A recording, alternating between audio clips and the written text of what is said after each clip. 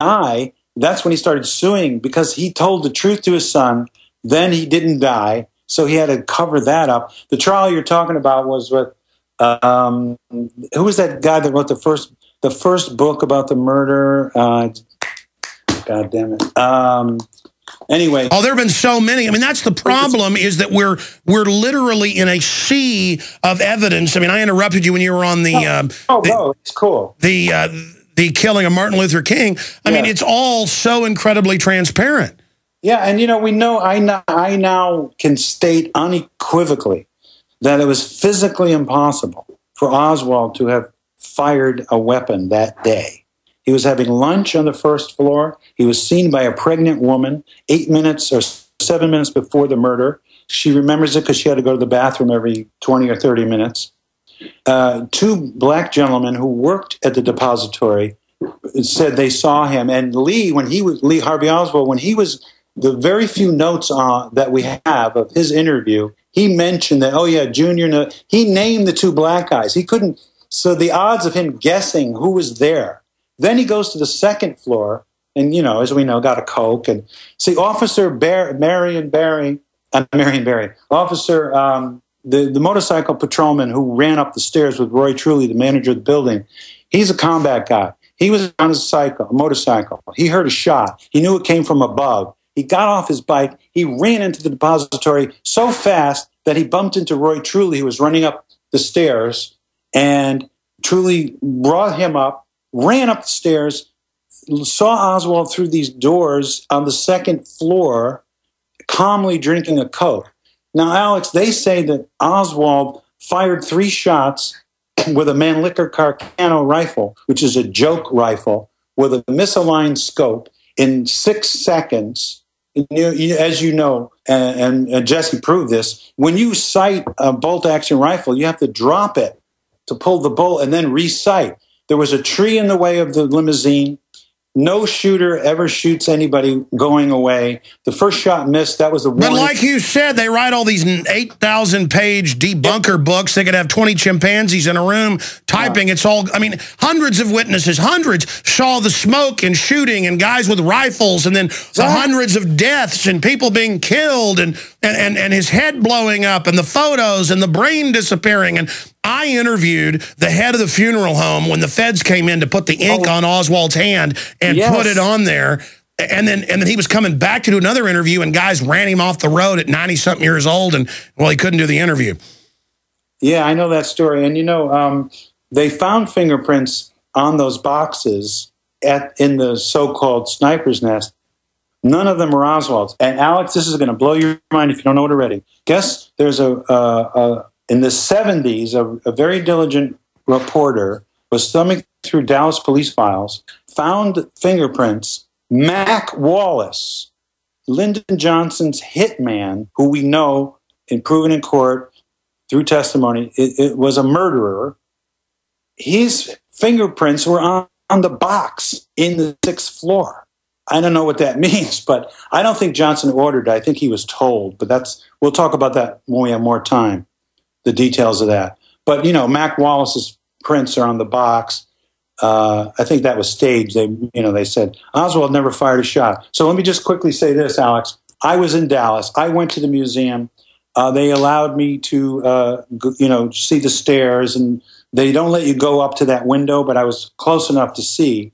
And here's what's so bizarre. This guy Posner wrote the book Case Closed. With his false scholarship, who ran away from me, by the way. You'd love this. I was doing the Today Show. Actually, Jesse Ventura was on the same day, Alex, 1999. My book came out. It was called UFOs, JFK, and Elvis, Conspiracies You Don't Have to Be Crazy to Believe. I'll send it to you if you don't have it. And by coincidence, now that I think of it, Jesse was on that show, and Posner was on, but we're all separate segments. And I couldn't wait to get my hands on Posner for lying and just forget about it's criminal what he's done. But he ran out. They said, he ran out of here. He heard you were here. And then Jesse goes on with Matt Lauer and says, I agree with Richard Belzer about this. So that was like 99. Anyway, I'm rambling, but so let me just go through this because this is key. I I read a lot of the Warren Commission report, and they reenacted what happened. And they had the Officer Officer Marion, excuse me, his last name, Patrolman Marion, reenact it. But they slowed him down, Alex. They made him do it slower than he actually did it. So keep this in mind. Then they had an FBI guy play Oswald, and they say that Oswald fired the shots, ran in a straight line across the 6th floor, and wedged the rifle behind a stack of books. Okay, right there. It wasn't a straight line because there were books stacked. He would have had to zigzag. We're talking about seconds that it would take. And then he supposedly jams the rifle behind a stack of books, then goes down 4 flights. It's really 8 short flights with landings. You know how some staircases have landings? Sure. So 8 short flights. The door to those stairs is really heavy. So, I mean, I'm not the strongest guy in the world, but any person would take a few seconds to open the door, even, Arnold Schwarzenegger, asshole, whatever. So open the door and then go down the 4 flights or 8, go to the Coke machine, open it and start sipping it. They said he did that all in 90 or 95 seconds. Now, according to the reenactment, but in reality, it would have to have been 60 seconds, 58 to 65 seconds. Therefore, physically impossible, even if he did fire a shot from that window, which he didn't, it would be physically impossible for him to have gotten down the stairs, not be out of breath, open a Coke, open that heavy door, jam the rifle behind there, dodge all these stacks of books. I mean, what pisses me off, Alex, pardon my French, the utter contempt that the elites have for us. Richard Belzer, this has been one of the most amazing interviews ever, not just your info, but Christopher Walken popping in. Promise me you'll come on next Monday or Tuesday for an hour and a half. We're going to set it up right now. Thank you so much. The book is dead wrong. We've just scratched the surface. Next time he joins us, I would have read the whole book. We're going to see you next Monday or Tuesday, okay? All right. Thank you, my friend. I appreciate it. No, you're awesome. Stay there. I want to talk to you here in just a moment. Stay safe. Oh, I'll try, brother. You too. And say hi to Christopher Walken again for me and the rest of your crew there. Listen, here's the Dave Mustaine interview I taped during the first hour of the show today, okay? This is Dave Mustaine, his official response to the international firestorm over him saying, hey, they staged Fast and Furious. They could have staged some of the other shootings, which had all the evidence of other shooters. The media is ignoring that. We're going to put together a whole article breaking it down. But here's what Dave Mustaine had to say. Here is his response premiering here on the syndicated radio transmission. Even if you don't agree with Dave, I agree with him. You've got to admire his courage, just like the courage of our last guest here, because we know the system lies to us. We'd be idiots to trust everything they have to say. Here is his response. And joining us on the phone line is the founder of Megadeth, Dave Mustaine. He wants to clarify and respond to the huge international story that has broken in the last 24 hours concerning his comments taken out of context at an overseas concert concerning the tragic shootings in the last month here in the United States. Dave, thanks for being with us. You're welcome, Alex. It's good to be with you. Dave, they are certainly attacking the First Amendment and trying to basically twist what you've said from a concert. What did you really mean by what you said, Dave? Well, look, first off, it's good to be with you, Alex. And to clarify things, no one can deny that there were criminal rogues in the administration, and CBS News got the memos, Congress has the information, and basically Larry Pratt, the head of Gun Owners of America, who's a highly respected person, said that if they would stage Fast and Furious, they'd be capable of staging anything, and it was all done to blame the Second Amendment. We'd be fools not to look at this. Our U.S. Border Patrol agents were killed, and like I said, I was just quoting Larry Pratt. That's it, bottom line. I wonder why they're not attacking Larry. He's been in the news. He's been on my show, but he's been in major newspapers saying, look, thousands died in Mexico, hundreds in the U.S., Border Patrol agents, police officers. And as you said, you've done your homework. CBS News months ago got the memos where they said they were going to blame the Second Amendment. So I think you're clarifying, though, with that criminal rogue statement that you're saying we don't know Obama. When we say Obama, we mean the administration. I mean, clearly, people in the administration, and they won't release the rest of the documents they're covering up, they did do this. They did stage a false flag. So is that what you're clarifying, that you're saying somebody in the administration could have been behind this? Right. You know, when you're in the heat of the moment, when you're on stage and you're talking, you know, sometimes you're not as eloquent as you'd like to be. But like I said, I was just quoting what Larry said, and you know, we really need to investigate this, and we need to have the Attorney General release the documents and find out who's responsible for this. People died, you know, and the democratic process is let's investigate. Let's find out what's going on here. I love our country, you know, and I respect. And you know, my whole thing with this is that I think we should just look into it.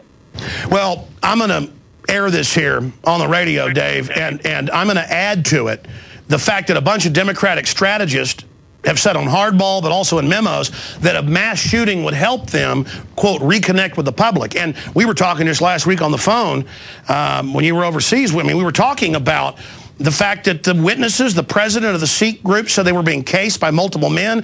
Multiple witnesses reported up to 4 shooters. I mean, we'd be crazy not to question the fact that with the Batman tragedy and the Sikh tragedy, it doesn't add up. Yeah, there's some questions here. You know, I just think that we deserve to know the truth. That's it.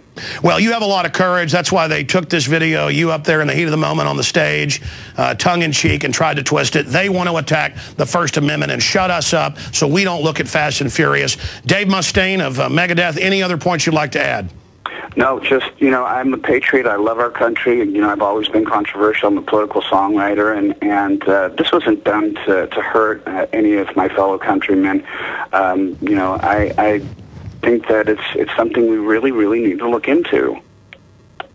Well said. And again, national media, you want to attack Dave Mustaine? This is going to backfire on you. Here's a clip of Larry Pratt on my show weeks ago saying what Dave Mustaine said. But he's got millions and millions of supporters in the Second Amendment community. He's a Fox News contributing guest. They're scared to go after Larry Pratt. I think this is going to blow up in their face. Here's a clip of Larry Pratt. What does your gut tell you, and now a week later in the aftermath, what is the intel you've got on this shooting in Colorado? Am I wrong for being suspicious? I don't think you're wrong. I would have disagreed with you before Fast and Furious because I never in my wildest fears would have thought that our government would actually premeditatedly kill some 400 Mexicans have been murdered and a couple of our U.S. agents.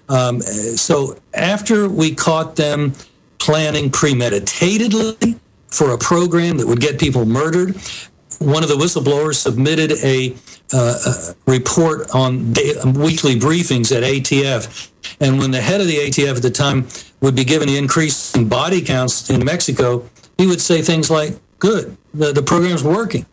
Well, so this was no mistake. This was not a sting operation gone bad. This was premeditated murder. Well, if our government would do that, then even though I think the evil of the human heart is sufficient to account for somebody that wants to go and shoot people at random, we've had, since we've been keeping records in this country, this has happened every few years since the 1870s. 10, 20, 30 people being murdered at a time. By the way, long before semi-automatics were available to people. So this is what human beings are capable of. And now we have to admit that maybe this is something that our government is capable of, because this is only 12 people murdered. They were good for 400 in Fast and Furious. Wow. My friends, we need to support Gun Owners of America for their courage. We need to support Dave Mustaine and Megadeth for his courage. We need to spread the word about what they're doing. There's going to be a big orchestrated backlash of political correctness because they know people are waking up to try to shut down free speech. So support Megadeth just like people supported Chick-fil-A. Buy their great new record 13. Go to their website and financially get behind them. Even if you don't agree with these statements completely. Agree with the First Amendment. Even if you didn't agree with the Dixie Chicks, they shouldn't have been persecuted for saying the Iraq War was wrong. We need to support the First Amendment and stop these witch hunts. Dave Mustaine, I admire you because you've got guts, and guts is enough. All right, folks, that's it. Dave Mustaine, Christopher Walken, and many others like Richard Belzer on the show today.